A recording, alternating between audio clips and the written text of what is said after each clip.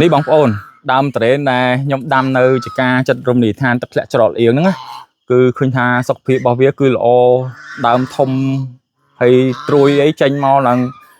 ច្រើនមែនទែនអញ្ចឹងបានថាត្រេននេះគឺវាល្អដោយសារមានដើមចេកមានអីនៅក្បែរហ្នឹងទៅវាមលុបអាចេកហើយនេះគឺគល់ក្រៃដុំធំមែនទែនហើយសិតតំណាំចេកអស់នៅចកានេះហើយគៀនលបងនេះទៅសក់អូទៅសក់បងប្អូនអូជន់សក់កាមេរ៉ាមែនជន់សក់នេះសក់ដោះហើយតិចទៀតសក់ហ្នឹងគឺវាឡើងជាវល្លិជាអីតាមលបងរបស់យើងអាចហូបបានក៏ឲ្យសត្វចិញ្ចឹមរបស់យើងបានដែរ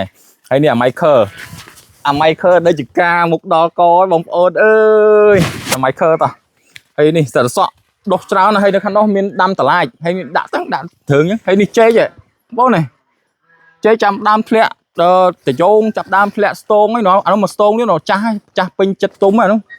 សាច់ចេកអស់ហើយខាងនេះមានផ្កាกระដាស់មានអីទៅខាងនោះក៏មានផ្កាដែរនេះសាច់ចេកនេះចេកបងប្អូននេះចេកនិយាយទៅចេកអត់ខ្វះទេហើយខាងនេះខ្ញុំបដោះចេកប្រហែលថ្ងៃមុនខ្ញុំបដោះចេកអាទូចកាប់គល់វាយ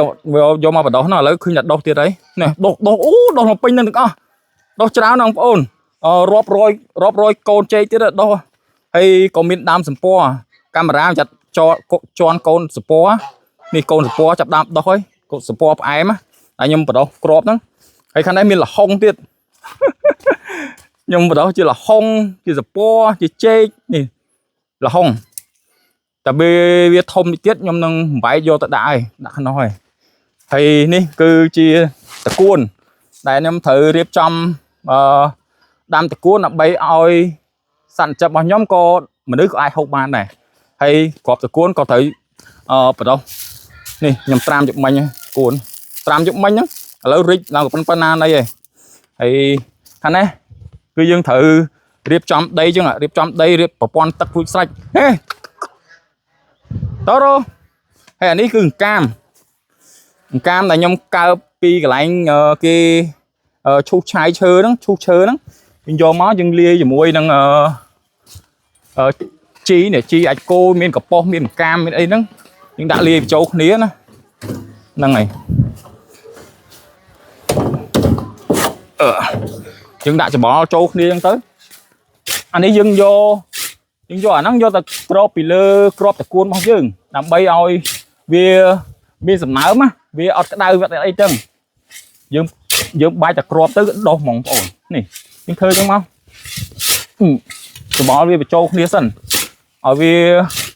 ចូលលបាយតែមួយហើយយើងយកទៅក្រាពីលើក្របតកួនរបស់យើងនេះការដាំដុះគឺវាអត់មានអីពិបាកច្រើនទេបងប្អូនហើយនេះគឺក្របតកួនដែលខ្ញុំបដោះយកមិញហ្នឹងអានេះដុះខ្លះហើយអញ្ចឹងមកយើងយកអាហ្នឹងមកយើងបោះយើងព្រោះវាលើដីថែមទៀតណានេះធ្វើអញ្ចឹងបងប្អូនហើយតិចទៀតហ្នឹងដុះហើយតា2យប់ហ្នឹងគឺដុះពេញហ្នឹងហ្មងនេះយើងដាក់មកវាព្រោះអញ្ចឹងមកប៉ុន្តែយើងព្រោះអញ្ចឹងហើយគឺយើងអត់ឲ្យសត្វចិញ្ចឹមរបស់យើងចូលក្នុងបានទេគឺយើងត្រូវធ្វើជាលបងធ្វើអីចឹងទៅហើយឆ្កែក៏អត់អាចឲ្យចូលរត់លេងជន់តំណាំរបស់យើងបានដែរនេះមើលបងប្អូនវិធីដាំតកួនផ្ដល់ជាចំណីអាហារ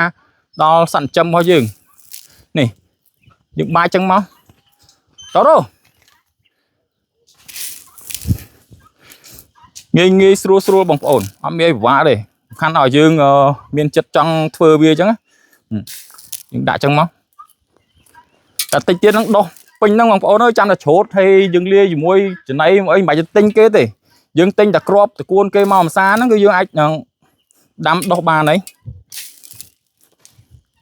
ហើយខែភ្លៀងចេះផងគឺដុះល្អណាស់បងប្អូនអើយ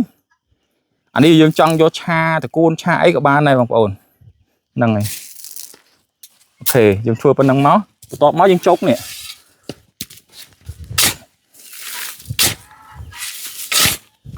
យើងយកអាហ្នឹងទៅយើងយកទៅរោយនៅលើក្របតកួនយើងណារោយវាអញ្ចឹងមក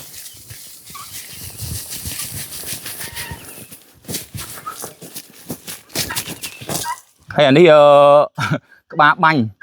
បាញ់សាច់ទឹកសាច់ ពេញនឹងទាំងអស់ខ្ញុំតប្រព័ន្ធទឹករួចអស់ហើយហើយមានដំណាំមកប្រភេទទៀតដែលចង់ណែនាំបងប្អូននេះ